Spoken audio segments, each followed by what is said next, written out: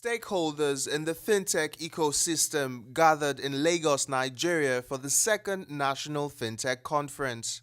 Powered by the Fintech Nigeria Association, the conference focused on the theme, Harnessing the Emerging Trends in Fintech. In their opening remarks, Matteo Rizzi of Fintech Stage and Dr. Segun Aina, chairman of Fintech Nigeria, gave insights into the drive towards pushing the frontiers of financial technology in Nigeria and the globe. In the past 2.5 years, Fintech Stage has been to a good dozen of countries, running some 2 dozen of events around the world. And recently, we got infected by the passion of emerging markets, financial inclusion, and what we call deepening the financial sector. We started in 2017 with a huge event in Jakarta where we call it when RegTech meets innovation meets financial inclusion. And in 2018, this is our first event, but there are actually many more to come. I will just end by saying that the Fintech Stage build ecosystems by putting together all the stakeholders, the startups, the investors, the incumbents, the regulators, and the technology players. They are all represented here, and stay tuned because together with Dr. Segun, that we are going to announce in a minute, we are going to actually do more of it this year, actually in Nigeria. There's indeed a fintech revolution in the whole world, particularly in Nigeria, and I'm happy that we are all part of this the revolution. This is affecting all sectors, and we saw the need at the April 2017 conference to bring coordination and integration to the fintech ecosystem in Nigeria. And we indicated then that the Fintech Association of Nigeria will be created. And it's my pleasure to inform you that by June of 2017, just 2 months after the first conference, the fintech leaders in Nigeria were able to give birth to Fintech Association of Nigeria. And it's been properly constituted. They've had a lot of engagement. There are 22 founding members, and that membership is going to grow to probably 250 by the end of this year. All corporate institutions, leaders in their various sectors, cutting across all the various sectors of the fintech ecosystem. We believe that with the existence of this association, we'll be able to bring coordination to the fintech ecosystem in Nigeria and fast-track the development and adoption of fintech.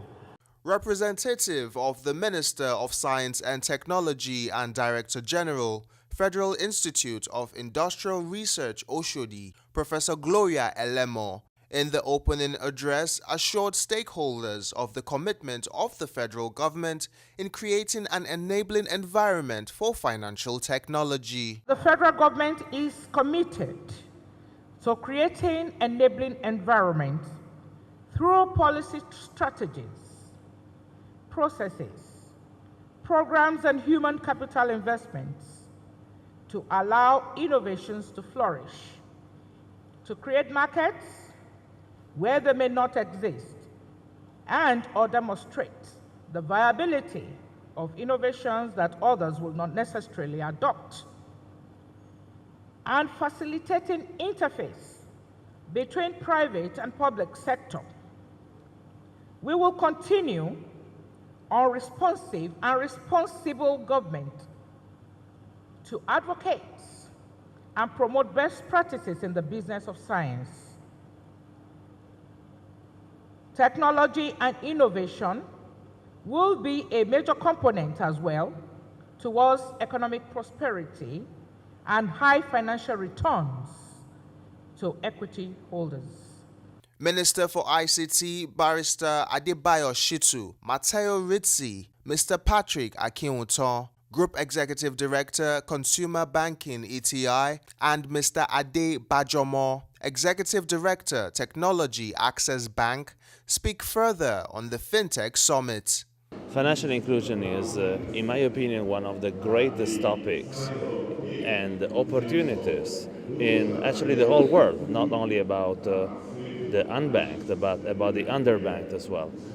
This for us is our first event of 2018. We're extremely proud for this happening here in Nigeria and actually kicking off our work for this year that we hope is going to have a great impact in the financial inclusion space. So from this conference, how can stakeholders harness the emerging trends in fintech to grow Nigeria's economy, Africa, and even emerging economies in the globe? So yesterday, as you know well, we had a debate with a bunch of regulators, local incumbents, international players, investors and startups, and the whole conversation was about how can we all together collaborate to find the common ground for innovation to develop. I believe Nigeria makes no exception, with the opportunity that the infrastructure, the population and the development of the market here gives probably one of the most immediate opportunity for development. I think the collaboration here is key and is what exactly Fintech Stage is hoped to help reach. Recently, we have this roadmap that is actually emanating from the policy. This is a strategy towards ensuring the implementation and effective smooth run of the policies generated from the SDI policy. Now here you find that there are some aspects of the roadmap that key in directly into the mandate of FinTechnology, and we're hoping to drive this with all the sectors of the economy and all of the 17 parastatals under the science and technology. We believe certainly that fintechs have a huge role to play in our economic development, in creating jobs, in providing wider access to finance, financial inclusion. And with that broader view in mind, regulators should understand that and create enabling regulatory environments to support that. But we should also think of the other side as well, that fintech brings about new ways of doing business and new risks as well.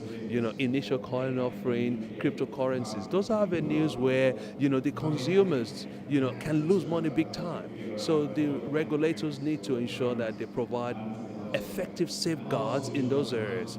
And as we digitize more and more, we open ourselves more to cyber risks. And we know them in all their various shades and forms. And regulators need to ensure that, those risks are well mitigated by the fintech initiatives coming out in the market.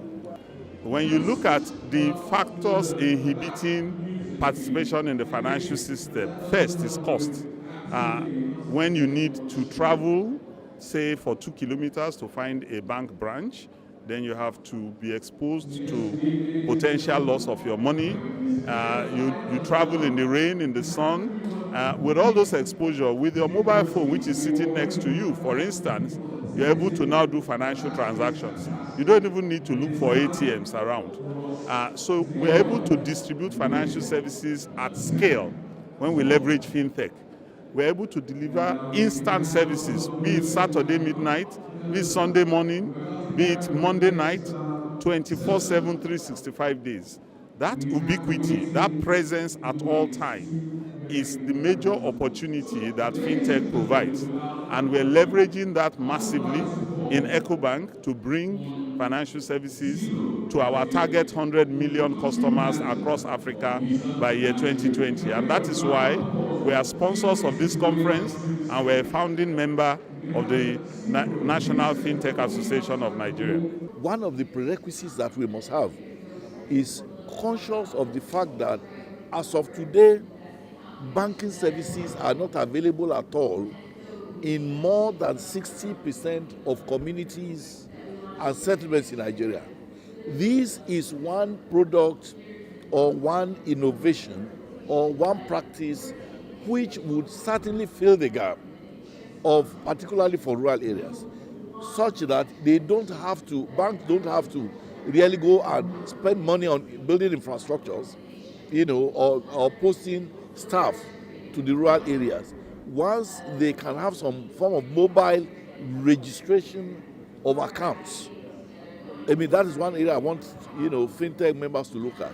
They should find a way of getting the rural areas sensitized as to the advantage of this.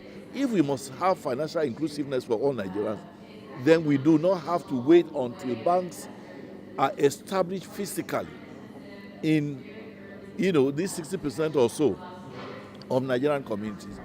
These services could be taken to people in their villages, in their homes, and once they get hooked to it, it becomes seamless in terms of financial inclusiveness for the rural dwellers.